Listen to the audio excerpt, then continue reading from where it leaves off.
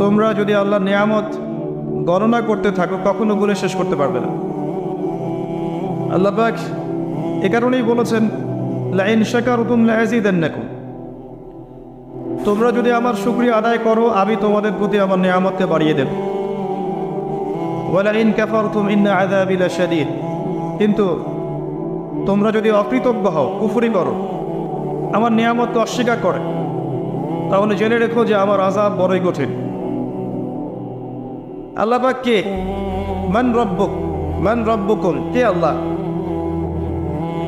এটা একটা প্রশ্ন, কারণ এখন এমন একটা সভ্যতার জন্ম হয়েছে যে সভ্যতা সারা বিশ্বকে শাসন করছে, যাদের বক্তব্য হচ্ছে আল্লাহ বলতে কেউ নাই। অথচ আমরা যদি সূরা হাদীদের দিকে তাকাই, সূরা হাদীদ 27 পারার দিকে আছে,